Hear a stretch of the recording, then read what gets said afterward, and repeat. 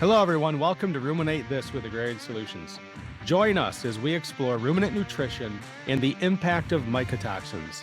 Here, we challenge your curiosity and explore new industry insights and research to optimize your herd's health and performance. Hey, welcome everybody to another edition of Ruminate This with Agrarian Solutions. I'm your host, Scott Zehr. And today I'm happy to be bringing in Dr. Larry Roth as we discuss our spring mycotoxin report. A bit of a PSA for the listeners out there.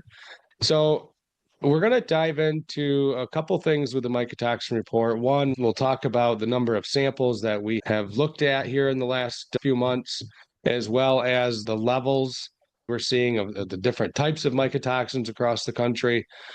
But also, Larry, I'm going to ask you to dive into why we think we're seeing a rise. I shouldn't say why we're seeing a rise in Fumonisins in our sample database. So, Dr. Roth, if you would, just kind of give your overall synopsis from a 10,000-foot view of this mycotoxin report this time.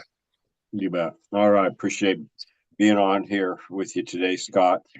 Well, Dawn continues to be an issue for what I'm going to call the northeastern third of the country, from Wisconsin, Illinois, and then east and up into Maine.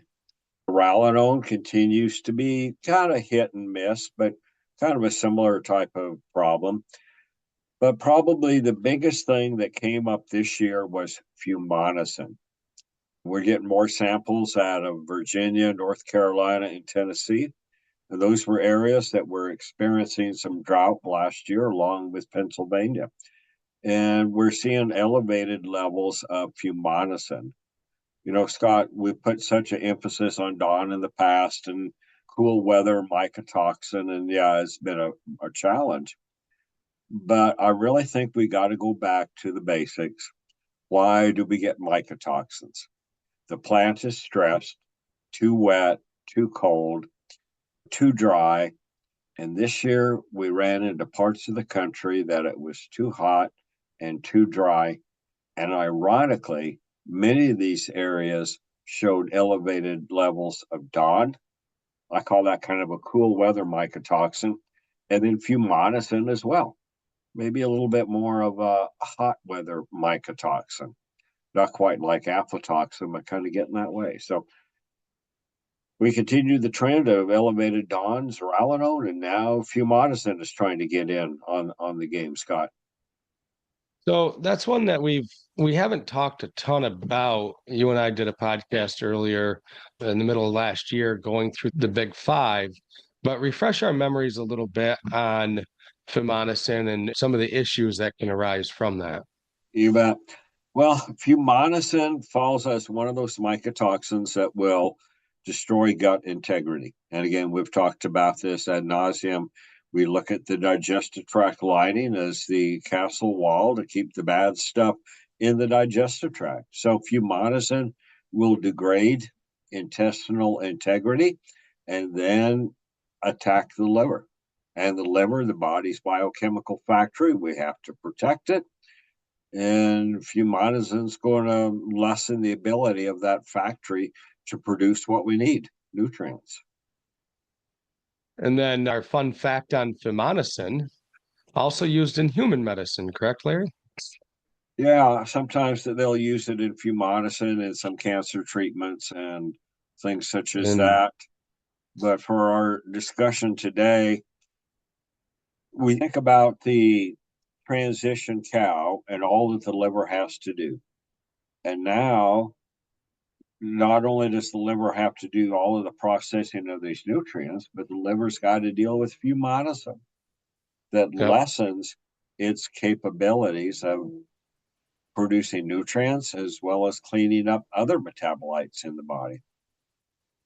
And folks, if you're listening and you haven't subscribed to our Rise e-newsletter, you can send us an email, podcast@agrsol.com.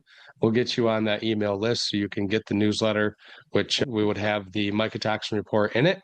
And also, we will provide the mycotoxin report in link in the show notes of this episode. So, Dr. Roth, we've seen some wild ranges of Zearalenone this year. I've seen samples that come back with maybe 40 parts per billion on the low end. And I've seen samples come back with 2,500 parts per billion, 4,000 parts per billion on the high end. Where is that average kind of falling across what you call the northeast third of the United States? Okay. Well, I would say we're going to be in that medium risk level,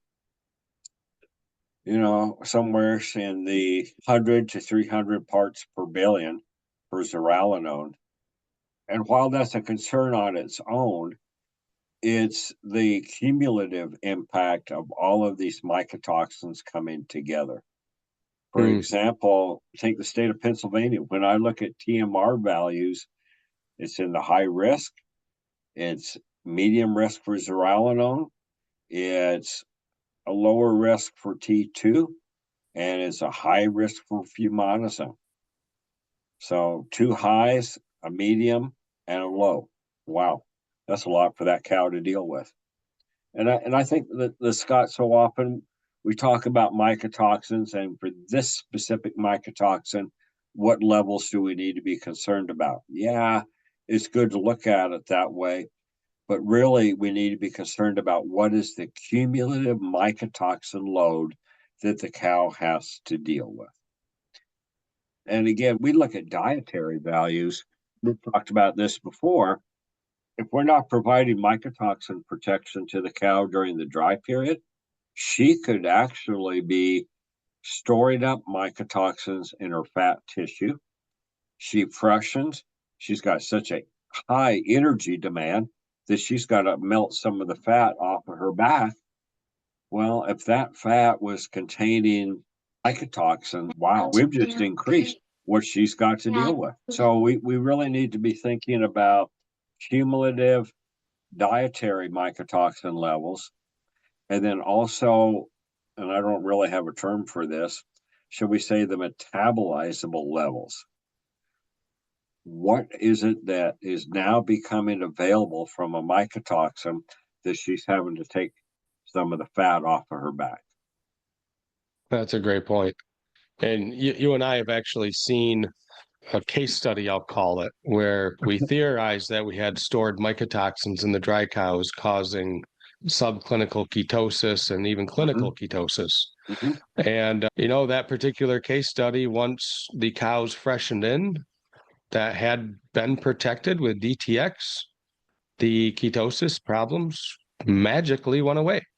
Yeah. So there's something to consider there, folks. Yeah. When we talk about ketosis, it's kind of a shortage of glucose, shortage of energy, but principally glucose. And if the cow's having to deal with mycotoxins, the immune system needs glucose as its energy currency to go out and do battle. Well, that's diverting glucose away from other things that the cow needs to use it for: metabolism, making milk. No glucose, no lactose, no milk. That's simple. And then also, we need the glucose for the rapidly developing egg cell that's inside the cow. Right. So there's so many things that the cow is having to deal with at one time. And hence, if it was just one of these mycotoxins, the cow could probably handle it better.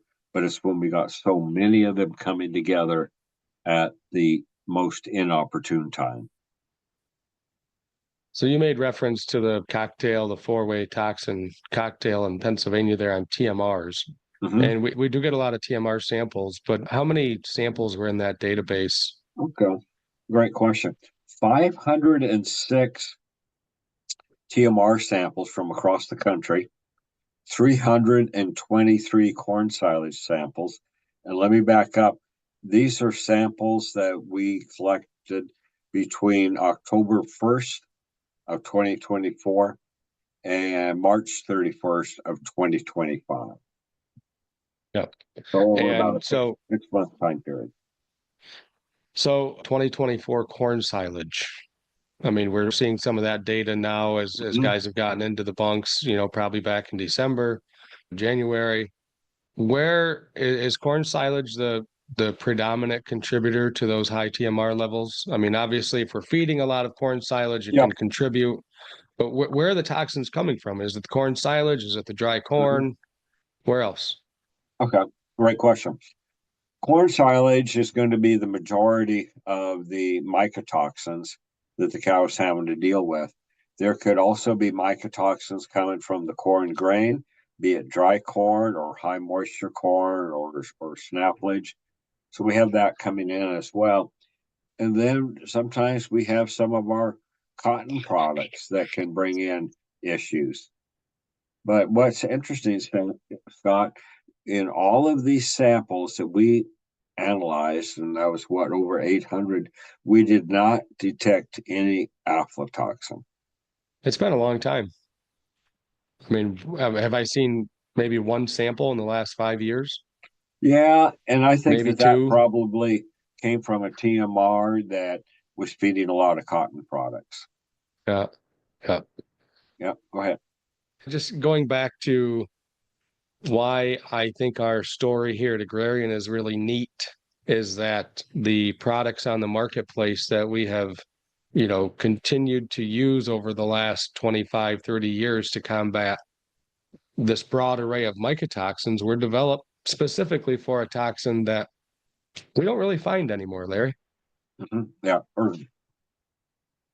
So we covered the corn silage. Certainly, we want to be testing if you're, feeding your homegrown grain corn, like Larry yep. said, dry corn or high Mhm, moisture corn. mhm. Sample, sample, sample. So, Larry, why is it so important? Number one, to sample the ingredients. Number two, to sample the TMR. And then number three, what's the importance of us doing this mycotoxin report for folks? You bet. So we need to know what challenges the cow is facing. We can go out, we can walk the cows, we get an estimate on what stocking rate might be. We know what's happening temperature wise for heat stress that the cow has to deal with. But what about mycotoxin challenges? Well, there's only one way we're going to know that, and that's testing the feed. We can't really look at the feed and tell if there's mycotoxins there or not. So we got to go test it. And then we look at the different sources. Well, a lot of these diets today are very heavy on the corn silage side. And you got all of this great biomass out there in the cornfield that is just an ideal environment for molds to grow and start to produce their mycotoxins. Again, think of the biomass differences in a cornfield today versus one, I'm going to say, even 25 years ago. Higher planting rates, all of this is going on. So we think about what kind of microenvironment do we create in the cornfield that could be conducive to making mycotoxins. And then we feed more byproducts today than I think in the past.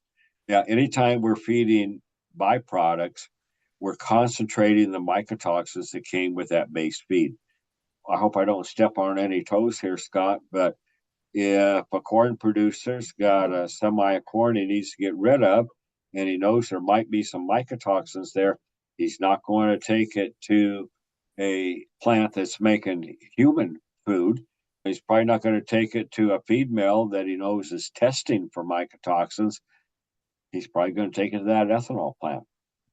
And then that mycotoxin gets increased by a factor of three. So, yes, it's important to test corn silage, but corn silage is not the only source of mycotoxins. What's our corn source?